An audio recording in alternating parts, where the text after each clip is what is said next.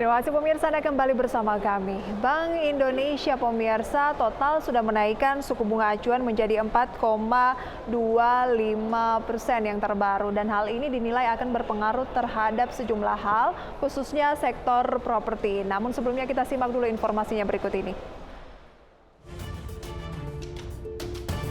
Untuk mengantisipasi potensi lonjakan inflasi, Bank Indonesia diperkirakan masih akan menaikkan suku bunga acuan lagi. Padahal total Bank Indonesia sudah menaikkan sebesar 75 basis poin.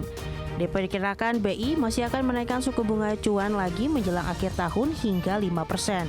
Artinya masih ada 75 basis poin lagi yang akan dinaikkan. Dengan adanya kenaikan suku bunga ini tentu akan berdampak pada bunga kredit, termasuk kredit kepemilikan rumah atau KPR.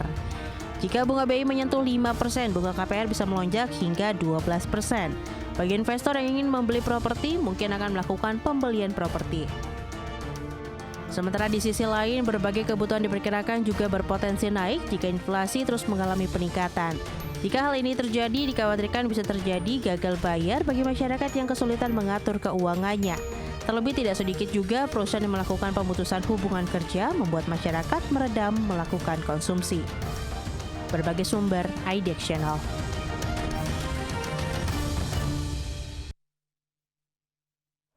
Selama pandemi pemirsa, masyarakat yang melakukan cicilan KPR dengan bunga floating merasakan beban yang ringan. Karena sejak awal pandemi, pada 2 tahun yang lalu, Bank Indonesia juga trennya ini terus menurunkan suku bunga yang tentunya berdampak pada turunnya beban cicilan KPR. Nah, kini ketika perekonomian belum juga sepenuhnya pulih dari pandemi ya, semua negara dihadapkan pada kenaikan laju inflasi. Kenaikan inflasi inilah yang membuat Bank Indonesia mau tidak mau juga harus menaikkan suku bunga acuan. Nah, ketika suku bunga acuan Bank Indonesia naik, segala bentuk cicilan masyarakat juga berpotensi ikut mengalami kenaikan dan tidak terkecuali cicilan KPR. Di sini pemirsa diperlukan antisipasi dari sisi keuangan agar beban cicilan bisa tetap dikendalikan. Apalagi ketika inflasi ini mengalami kenaikan, harga-harga berpotensi juga ikut terkerek. Artinya, jika pengaturan keuangan tidak benar, berpotensi akan membuat perencanaan keuangan berantakan. Sepanjang semester pertama tahun ini, sektor properti pemirsa sebenarnya mengalami pertumbuhan yang positif. Namun pemulihan sektor properti ini dinilai baru tahap awal saja setelah sebelumnya terpuruk selama pandemi. Pertumbuhan sektor properti ini tidak bisa dilepaskan dari campur tangan pemerintah selama pandemi. Dan selain bertumpu pada permintaan yang masih besar, berbagai produk properti bisa diserap pasar lantaran insentif fiskal dari pemerintah. Insentif berupa pajak pertambahan nilai ditanggung pemerintah atau PPN-DTP yang merupakan upaya stimulus ekonomi pemerintah selama pandemi untuk sektor properti dan ini menopang permintaan di sektor tersebut.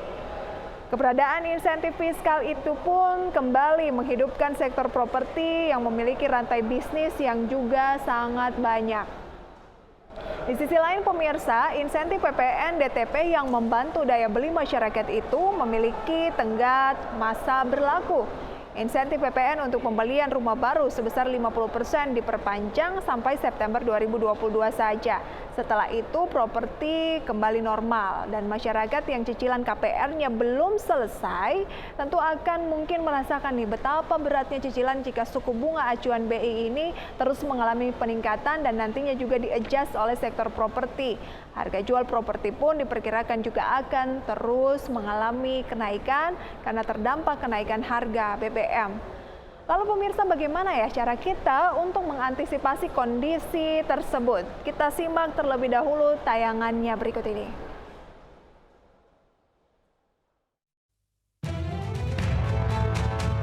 Kenaikan suku bunga sebesar 75 basis poin beberapa waktu lalu berpotensi mempengaruhi peningkatan cicilan masyarakat. Tak terkecuali cicilan KPR yang umumnya dilakukan dalam jangka waktu lama. Kenaikan suku bunga akan diikuti oleh bunga perbankan baik untuk KPR maupun non-KPR. Pemilik kredit di perbankan, terutama kredit kepemilikan rumah, harus mulai siap-siap untuk perubahan bunga yang lebih tinggi dalam waktu dekat. Terlebih cicilan KPR yang sudah masuk masa bunga floating. Untuk menekan besarnya cicilan tiap bulan, perlu ada sejumlah strategi yang bisa diterapkan.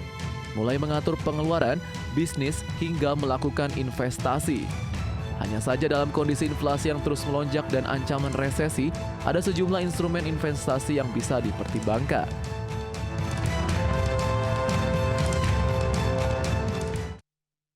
Nah, Bank Indonesia ini kan kembali menaikkan suku bunga acuan pada September 2022. Besarannya pun pemirsa membuat banyak pihak tergolong kaget ya, karena tanggung-tanggung langsung 50 basis poin menjadi 4,25%. Artinya sejak awal tahun, Bank Indonesia sudah menaikkan suku bunga sebesar 75 basis poin, karena pada Agustus juga dikerek sebesar 25 basis poin, September 50 basis poin, jadi totalnya adalah 75 mengikuti kenaikan suku bunga yang juga dilakukan oleh Bank Sentral Amerika, The Fed. Nah, buat Anda yang punya cicilan KPR, pemirsa harus mencermati informasi ini nih. Dari beberapa riset yang kami lakukan, ada beberapa tips yang mungkin bisa dilakukan pemirsa di tengah kenaikan bunga kredit KPR yang tidak sejalan dengan pemasukan. Yang pertama, cek rasio cicilan dari penghasilan. Jika besaran cicilan masih di bawah 30% dari pendapatan, maka tidak akan terlalu memberatkan dan juga masih bisa untuk melakukan tabungan.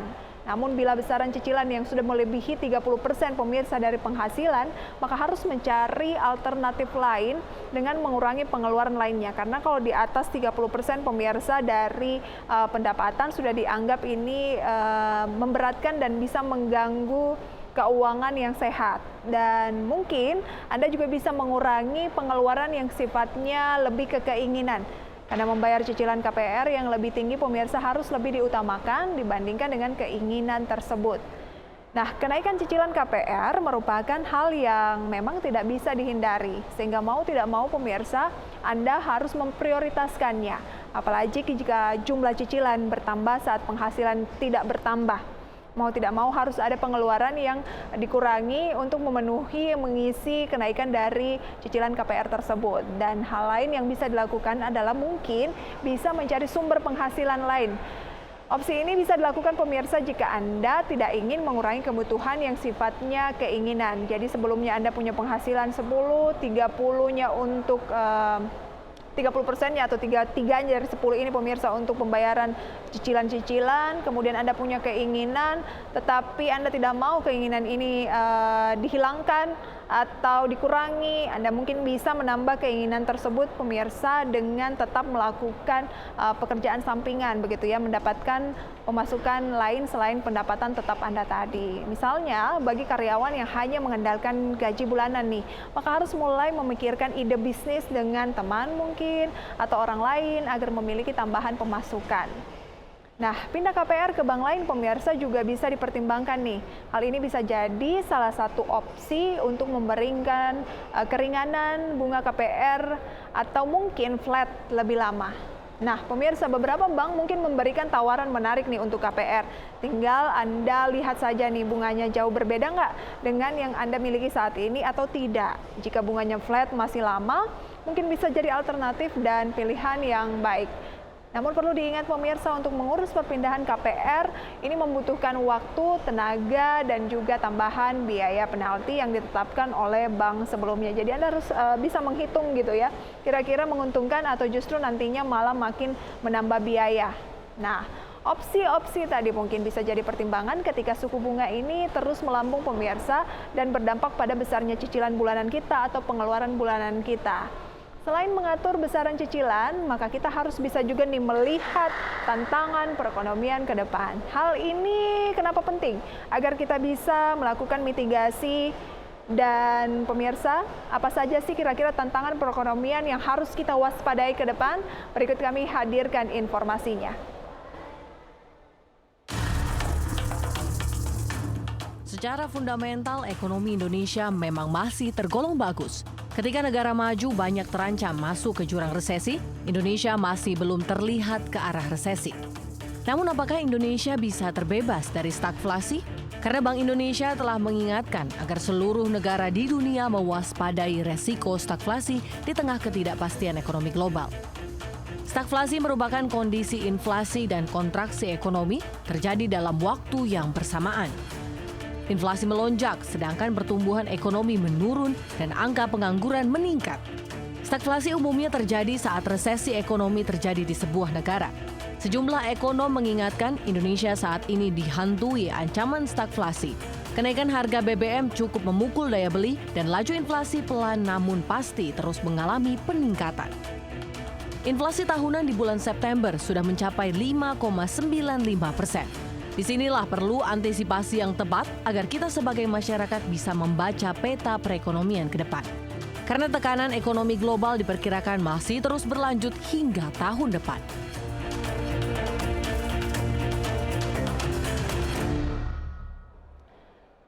Dan pemirsa, seperti yang kita sudah ulas di awal tadi ya, kondisi perekonomian global saat ini sedang tidak baik-baik saja. Lonjakan inflasi yang terjadi di berbagai negara ini bisa berpotensi melahirkan stagflasi global. Apa sebenarnya yang dimaksud pemirsa bagi yang masih awam dengan inflasi ini? Nah, inflasi adalah kenaikan harga barang dan bukan cuma harga barang pemirsa, tapi juga jasa secara umum dan terus-menerus dalam jangka waktu tertentu. Sedangkan stagflasi adalah pertumbuhan ekonomi yang terus melambat disertai dengan inflasi. Nah, dalam konteks Indonesia, meski inflasi mulai cenderung mengalami kenaikan, namun masih relatif bisa dikendalikan ataupun masih tergolong terjaga pemirsa. Namun dampaknya nih dari inflasi dan stagflasi global ini yang akan tetap sampai juga ke Indonesia. Karena gabungan antara inflasi dan stagflasi akan berdampak pada menurunnya daya beli masyarakat. Orang jadi enggan untuk mengeluarkan uang ataupun berbelanja pemirsa yang bisa memicu meningkatkan angka pengangguran juga ujung-ujungnya. Nah, lalu bagaimana nih agar antisipasi bisa kita lakukan menghadapi semuanya itu? Menurut Otoritas Jasa Keuangan, masyarakat bisa melakukan antisipasi dengan cara mengelola keuangan secara tepat. Kenaikan harga dapat diantisipasi pemirsa dengan mengatur pos keuangan. Kemudian cara yang mudah dilakukan adalah dengan memisahkan pos pengeluaran seperti mungkin makan, listrik, transportasi, dan kebutuhan lainnya.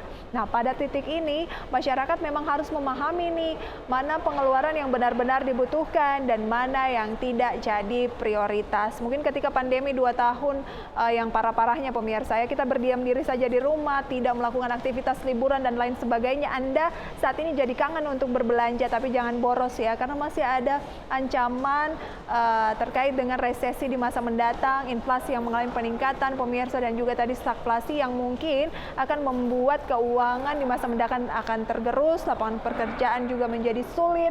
Jadi tidak ada salahnya untuk kita waspada sejak dini ya. Cara berikutnya yang bisa dilakukan pemirsa adalah mencari lagi-lagi tambahan pendapatan, dan hal ini memang penting dilakukan agar kita punya tabungan yang lebih, karena kondisi semacam ini tidak ada yang bisa memprediksi kira-kira bagaimana kondisi perekonomian mendatang. Nah, dengan memperbanyak tabungan, harapannya nih pemirsa, kita bisa lebih siap untuk menghadapi fluktuasi ekonomi. Nah, sumber pendapatan ini yang jadi pertanyaan. Tentu bisa dilakukan pemirsa dengan banyak hal. Mulailah dengan mungkin berjualan atau bisnis atau investasi seperti yang sering kita bahas pemirsa ya. Misalnya untuk investasi tentu harus disesuaikan lagi-lagi dengan profil risiko yang kita miliki. Jangan asal berinvestasi. Pada bagian ini kita jangan sampai salah dalam memilih instrumen investasi, karena instrumen investasi ini ada banyak pemirsa. Dan yang tidak kalah penting adalah jangan lupa menyiapkan dana darurat. Dana ini pemirsa bisa kita gunakan untuk mengantisipasi hal yang tidak terduga di masa mendatang. Nah, sekarang pemirsa, pilihan ada di tangan kita sendiri. Tantangan perekonomian ke depan sudah terlihat, sudah juga dikonfirmasi oleh pemerintah. Sekarang bagaimana kita bisa untuk mengantisipasinya, karena ujung-ujungnya pemirsa yang akan terdampak adalah masyarakat yang rentan. Dan kita belum tahu pemirsa hal yang pasti akan terjadi, tetapi paling tidak kita sudah punya preparation pemirsa ya, tapi juga tidak panik, hanya saja lebih mengantisipasi. Semoga hal ini pemirsa bisa menjadi referensi untuk Anda untuk lebih bijak lagi dalam mengelola aset ataupun keuangan Anda. Dan kami akan kembali dengan informasi lainnya usai jeda pariwara berikut.